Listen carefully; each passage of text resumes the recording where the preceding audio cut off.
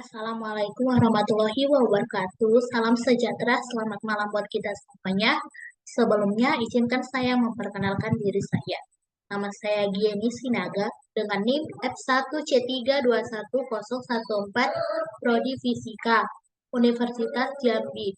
Di sini saya akan membahas tentang sumur potensial berhingga.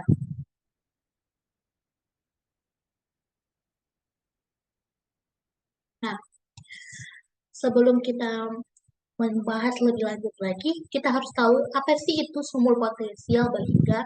Nah, potensial berhingga atau finite well potential adalah perpanjangan dari potensial sumur tak berhingga atau infinite well potential. Nah, pasti kalian bingung, maksudnya perpanjangan dari potensial sumur tak berhingga kayak mana, ya kan? Oke, di sini perpanjangan dari potensial sumur tak berhingga maksudnya di mana nanti terdapat sebuah partikel yang terbatas pada sebuah kotak ataupun dinding potensial dengan memiliki potensialnya yang terbatas. Berbeda dengan potensial tak terhingga.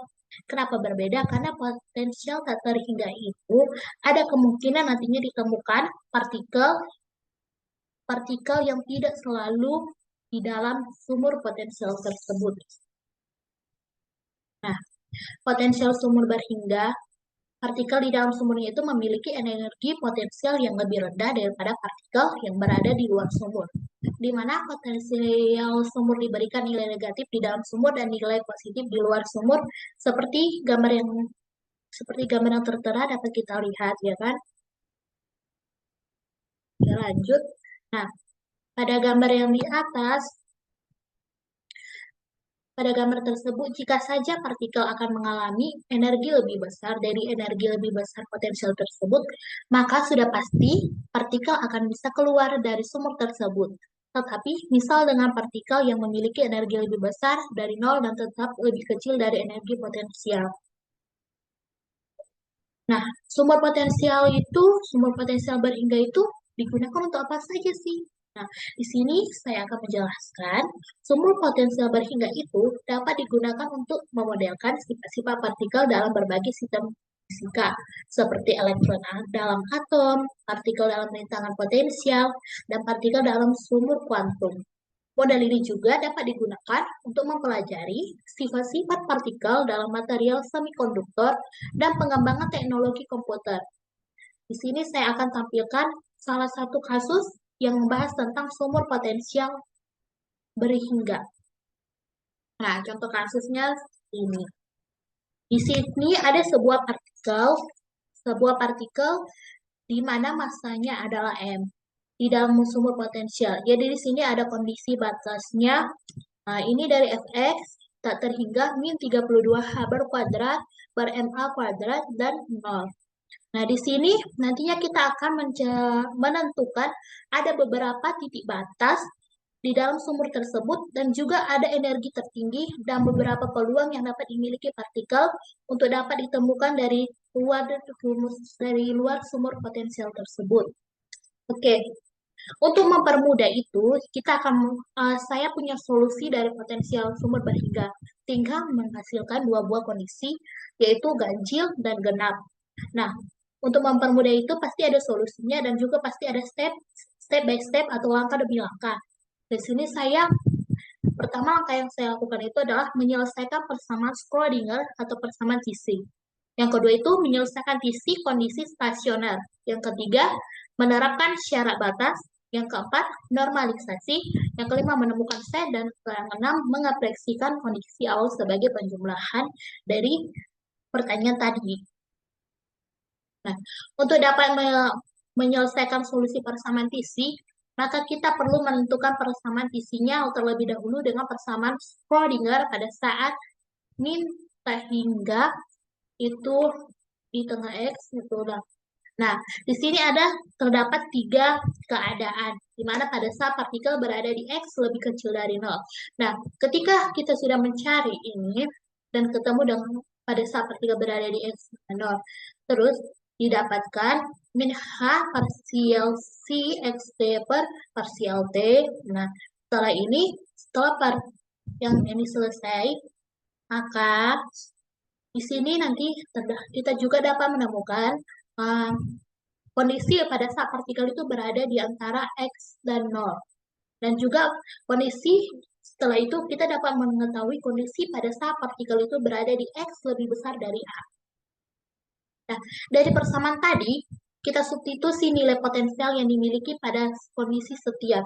Nah, pada saat partikel berada di X sama dengan 0 tadi, nah, di sini pada saat partikel berada di antara X dan A itu, nah, dia di sini ini kita bilang sebagai persamaan 3, ini persamaan 4.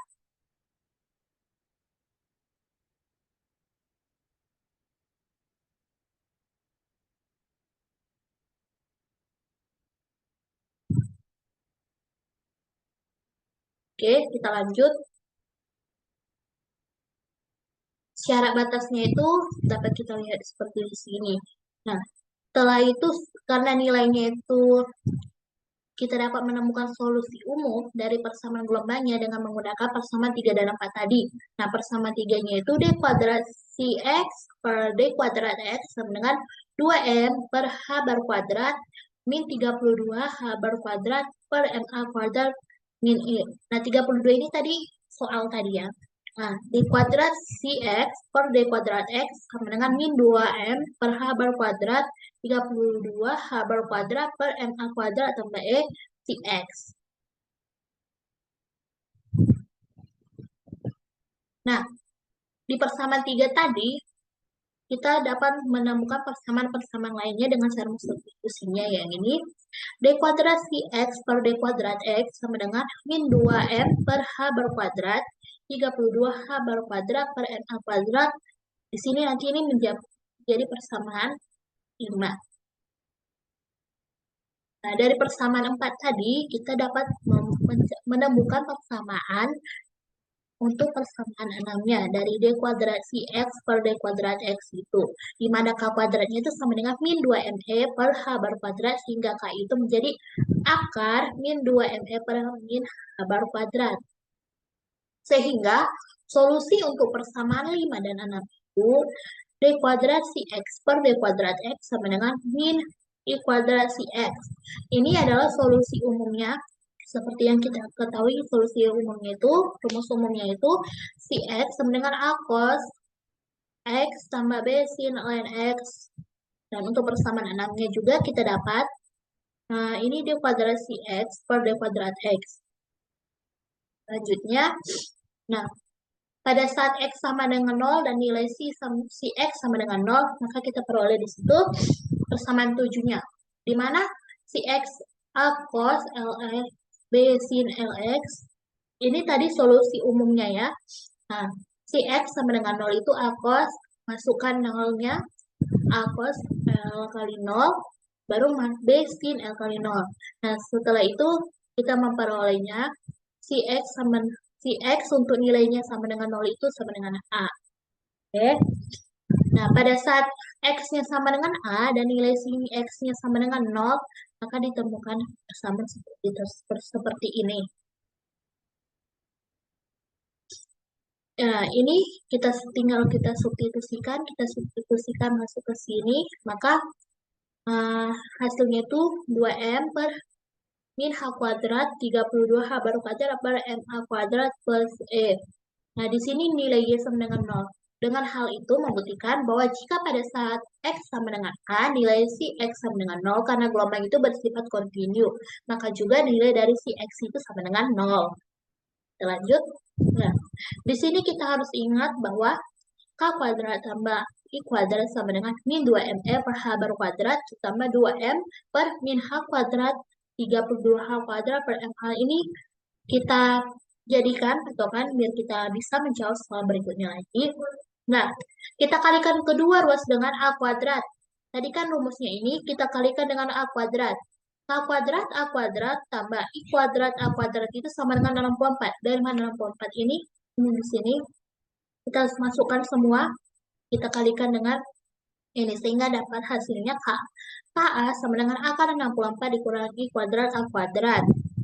Nah, setelah itu, nah karena tadi gelombangnya itu bersifat kontinu, maka juga nilai si kuadrat X, si X itu sama dengan 0. Maka si X itu sama dengan B sin LX. Dan si X itu sama dengan BL cos X. Karena laba sumber adalah sebesar A. Maka X sama dengan A sehingga si X sama dengan BL cos LA. Nah, dari situ kita dapatkan kita substitusi persamaan 9 ke persamaan 10 sehingga dapatkan ini hasilnya. Nah, ini gambar grafiknya kalau kita buat ya. Nah, solusinya menjadi kadang satunya itu IA sama dengan 2,78590. Setelah kita mendapatkan hasilnya dari tadi itu. Gimana itu? Akar 2M per H kuadrat, buka kurung 32H bar kuadrat per MH kuadrat tambah E itu A. Nah, 2M per H kuadrat, 32H kuadrat, MH kuadrat.